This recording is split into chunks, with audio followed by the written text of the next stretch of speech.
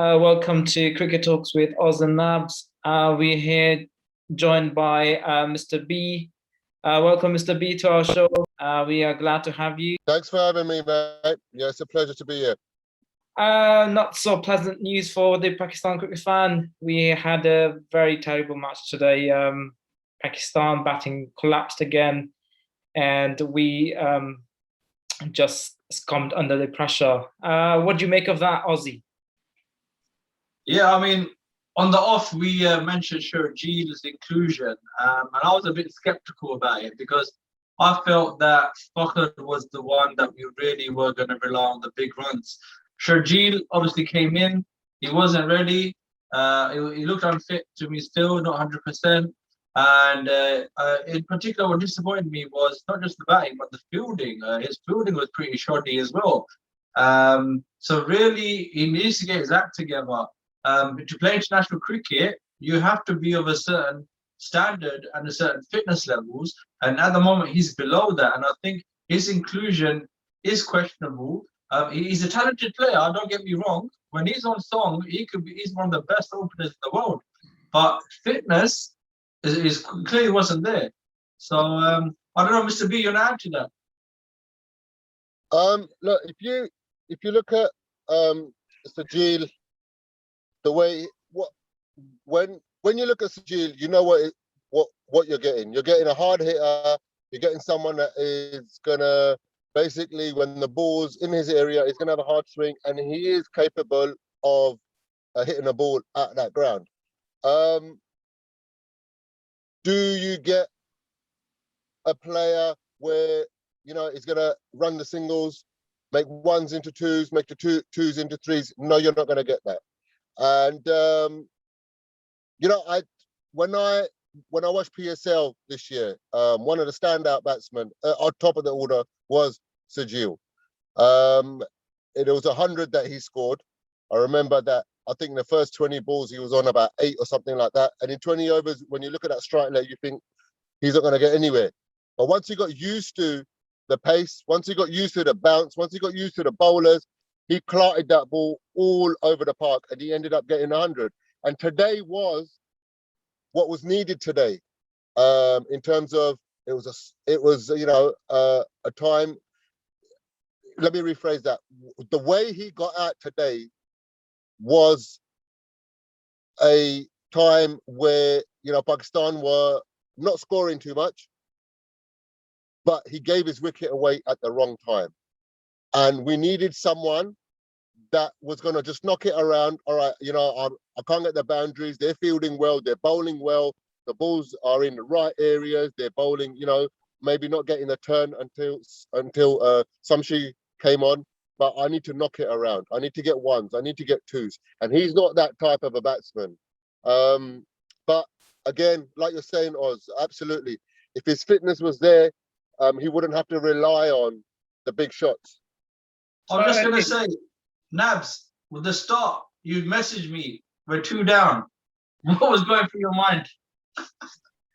I didn't see Rizwan getting out, so I switched on the TV and the Rizwan's gone. I was like, what the hell? And okay, I was just I knew that they're gonna be like, it's gonna be low score again, because Rizwan, he plays, he anchors the innings really well, and yeah. He picks up singles here and there, and he doesn't get the pressure get to him.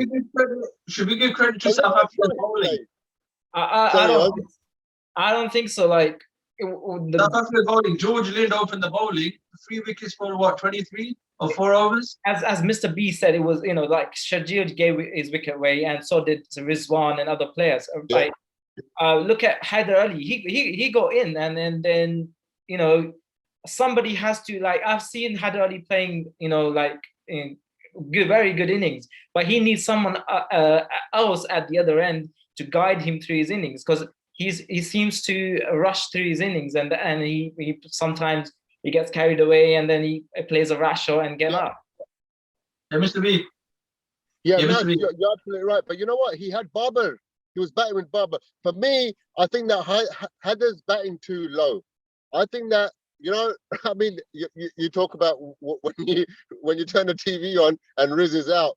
I mean, if you look at the shot he played, the first ball, he came down the wicket and trying to smack the ball without even wanting to give himself time. And that is very unlike Mohammed Rizwan. I don't know whether it was out of his nature. Like that. It's very, very unlike Rizwan.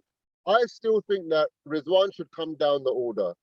I think that he, like you said, has a little bit more control, knocks it around. Like I said, I mean, I grew up being taught to play cricket where if you can't hit the boundaries, you got to get the ones.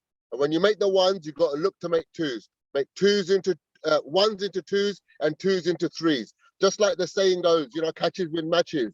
For batsmen, there is a saying, make ones into twos and twos into threes. And that way, when you get, runs on the board, without even hitting the boundaries, you look up and you're on like 30, 40 runs without even hitting boundaries. Pakistan, not just today, Pakistan over the years have not done that enough. And one of the players that I think that we missed today that does that is Shadab Khan. When you look at him, he might not look at boundaries all the time. He might not even look like he's going to score boundaries. But when you look at the score, he says 20 balls. He's on 30 not out because he knocks it around. He makes the other batsmen run. He makes the other fielders around him put pressure on them. And that is what you need. Even in 2020, people might look at 2020 and think, oh, it needs a big bash. No. When situations like this today happen, like you said, Nabz, you need a cool, calm head. Hyder Ali is going to look to hit that ball every ball.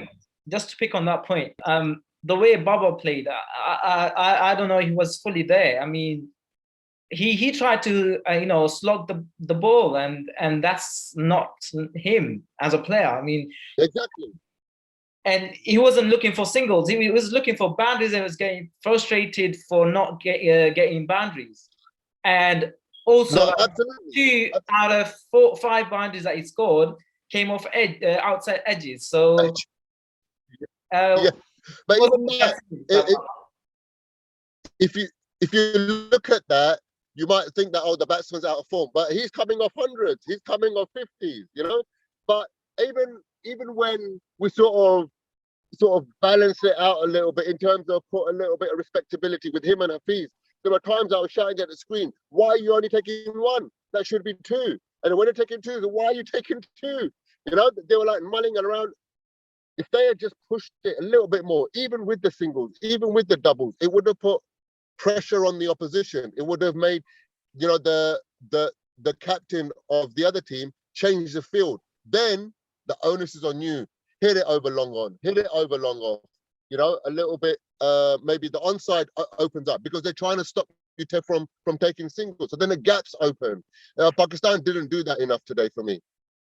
All right, let's talk about how South Africa approached this game. I mean, it was a low-scoring game, and the way the openers came out, with positive intent, they were aggressive from the start. I mean, they're taking on Shaheen and Hassan and Hasnain. They were, these bowlers firing at 145, and Johnnyman Milan and Markram. That was really really outstanding innings from the openers. Now straight away, 200 was the par score, and we only made 140. But the South Africa approach was attack from the beginning of the match. When George Lynn bowled, he was bowling attacking lines. And that's something Pakistan used to do over the years, start opening with Hafiz and putting pressure on the opening batsman. So you got a slower ball, you got lack of pace on the ball. It's hard to get the ball away. Whereas when you've got pace on the ball, you're going to get the elevation for your big shots. So we weren't allowed to start, they didn't allow us to really play our natural game. So that was different. And as you said with the batting, 140 was really a below par score. So it was going to be a South Africa victory. Well, 140 is a 10-over score, really, to be honest, on that pitch. Yeah, the Wanderers. So, South Africa's intent was to win convincingly as well. But we have to give credit to Markram, like Nawaz, bowled the second over. He bowled tight lines, but the footwork that he possesses is really good, and he made use of that, and it was he made batting look so easy. Yeah, I think you know what, when you win a toss and you bat first, the main aim has to be to put runs on the board and give scoreboard pressure to the opposition. the South African batsman came out with a free hit. Really, there was no scoreboard pressure. You know, so I think that bowling, they were on to a loser straight away. If you look at the batting scorecard for Pakistan, I mean, how many people got bowled? I think it was Babar. There was I've one got run it out. here. Everyone I'm going to share it with you. It's got it here. Yeah, everyone else got caught. Everyone else gave their wicket away. You can't do that. Even in 20 overs cricket, you cannot let the pressure of not scoring get to you, because in any given moment you can have a 17 over a 17 runs over. You can get 20 runs in an over at any given, and as soon as you do that, the pressure goes on to the opposition. Pakistan need to play a little bit more relaxed cricket.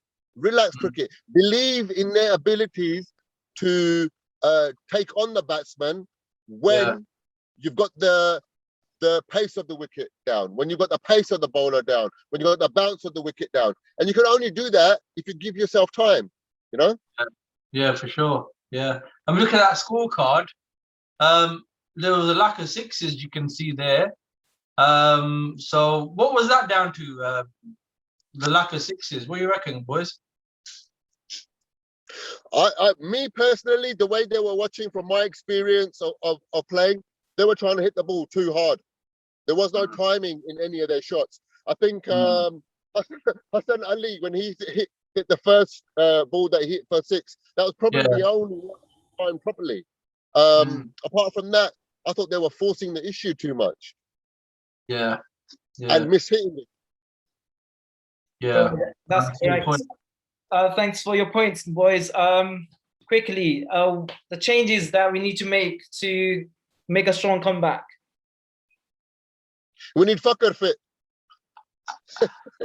Yeah. I think and somewhere, somehow, even if he's not going to bowl, they have to find a place for Shadab Khan for me, because as someone that, you know, in a situation like this, will take singles, will push his partner to run ones and twos, and give the strike to the guy who is hitting the ball. I think they need to find a space for him in there, and I believe that Haider Ali needs to bat a little bit higher up the order. Yeah, if you look here, after Hafiz, there's no one who can really bat. Yeah. Well, they can. Right. I mean, exactly. You know, we need.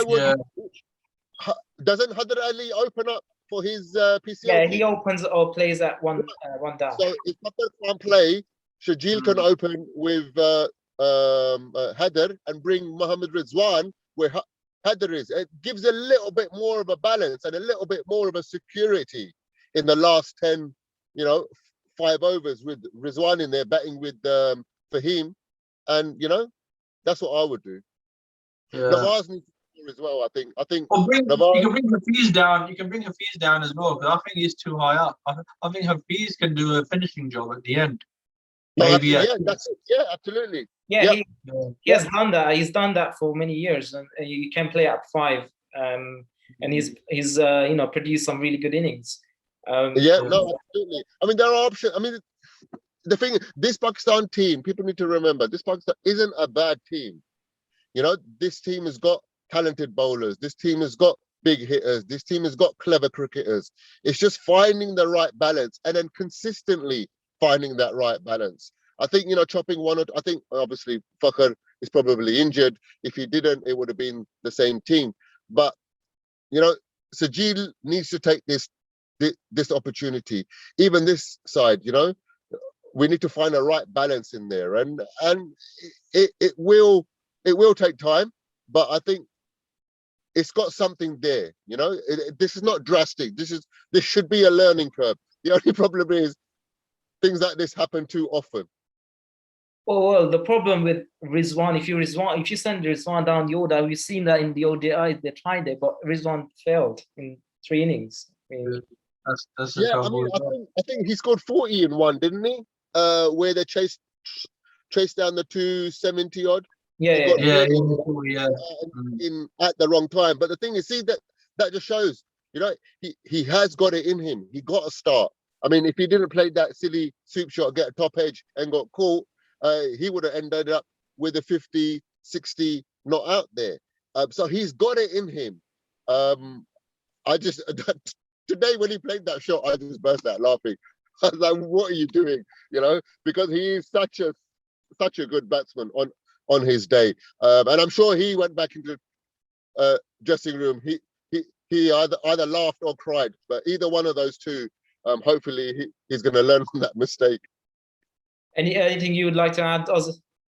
Yeah, no, I'd like to add, obviously, this team a few years ago was #1 in T20s. I think we won 11 consecutive series under Safraz. So players like Shoaib Malik have been sidelined. Imad Wasim has been sidelined at the minute. You know, they were crucial players in that team. So there's a lack of experience in this side, and there's a bit of an imbalance there, because I know Shoaib Malik, similar age to Hafiz, but the experience that he would bring to the side is quite telling, because at the minute the middle order looks a bit lightweight to me, and so is the all-rounder position. Imad Wasim, he can open the bowling and he can also bat as well, and he's known for hitting 4s and 6s. So they're crucial players that are missing in that side, and I do hope the chief selectors and the management look at that and look at positions 6, 7, and 8. They're not really producing the goods at the minute. So it is a bit concerning that, you know, this was a #1 team, and the World Cup not far away, so they can't really be experimenting too much. They really need to know who is their starting 11, and at the moment they don't know that. At the moment the team management doesn't have a clue, which is very concerning at the minute. Yeah, right. How about resting Shaheen in the next game? I've been keep saying this. Come on, the lad deserves rest. Mr. B, do you reckon Shaheen deserves a rest? I think everyone deserves a rest from time to time. But you know, can that bowling attack do without Shaheen Afridi? Well, Ramadan just around the corner, innit? He'll have his rest then. No, that's it. Yeah. Do some we got another Pathan. We got another Pathan, Wasim, Muhammad Wasim Jr. He's an all-rounder. He can come in. Don't know much about him. I think. Look, if it's for a change where you're looking at someone that to come in and stake a claim in this side, then do it. But if it's just to get him, you know, playing 1 or 2 games and then he's not going to make a next series, then I don't see any point in changing a team. If there is someone that is going to come in and make this team better, if there's someone that is going to come and make a claim in this team, then do it. Because we're too close to a World Cup. Yeah. Just on that, I'm just concerned that what if he gets injured now and doesn't make it to the World Cup squad? Then what happens? Yeah, I mean, look, injuries are part and parcel of any sport, and Nabz, you're absolutely right. It could happen, but really, at the moment, it's probably just you know, a concern. The boy looks fit. The boy looks like he looks after himself. But you know what, Nabz, I think you are sort of picking at a point that needs to be discussed, because he has played a hell of a lot of cricket. He's been playing non-stop. He's played in all 3 formats. Absolutely. But it's got to be someone that can, you know, stake a claim, not just let's say a novelty sort of, you know, game or something like that. I think Pakistan have done that too much for too long. Brought someone in for 1 game and then or 2 games, and then you don't hear them for another couple of years. I'm not an advocate of that. I think that the name you mentioned, Muhammad Wasim, the Ozzy mentioned 2 names there. For me, Imad Wasim as well. You know, he brings so much to the table. He's actually captain of his PSL side as well. So you're bringing in experience. The point is that he's not with the team now. So I'm talking about the players that are already with the team. Absolutely. I would like to see Imad Wasim come to England and play. But yeah, with Wasim's in that squad, I think, isn't he? Mohamed Wasim. Yeah. Bring him in. Yeah, why not? Why not? It's 1-1 at the series. I think there's 2 more to go, and then that's it. We'll do it.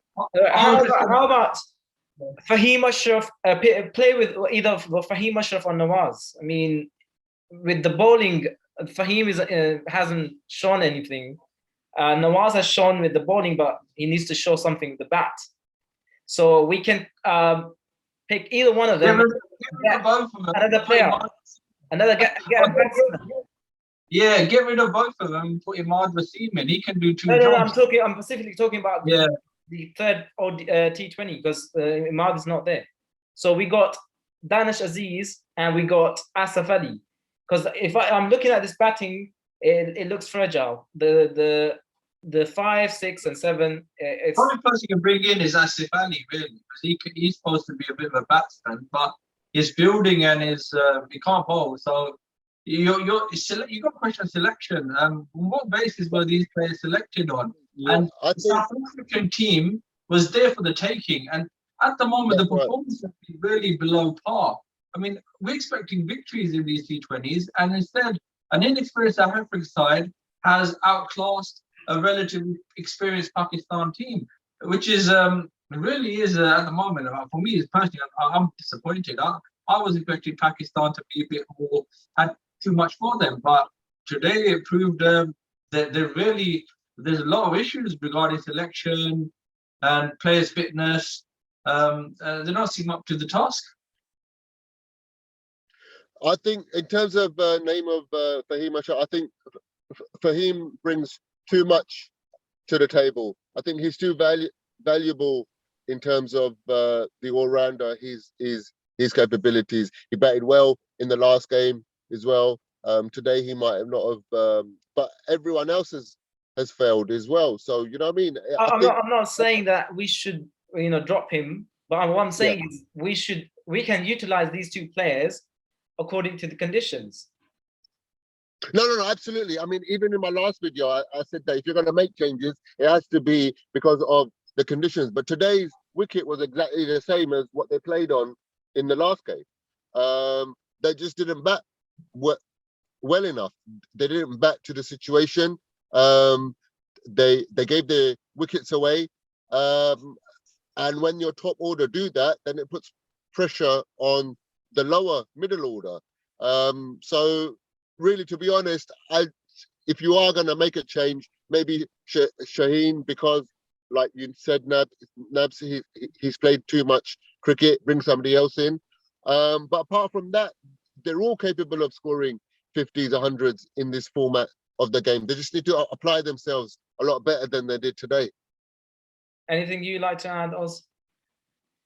No, I mean, I'm just hoping the team for the third T20 really becomes more positive, because I didn't see the positivity in the batting. You win the toss, you really got to be positive and play your shots, but play sensibly. There was too much. They were rushing, and that's why Rizwan got out, and they quickly followed by Shoaib Akhtar in his interview wanted Pakistan to be ruthless, so I thought I took that seriously. I think what we need is Wazir Akram to have a chat with them in the morning. Oh yeah. Yeah, a couple of All right, let's wrap it up. Thanks for your time, Mr. B and Oz. It was lovely having a talk with you guys. Hopefully soon. Absolute pleasure, guys. Thank you very much. Please subscribe to the channel. Stay tuned for more interesting analysis. Until next time, take care. Goodbye.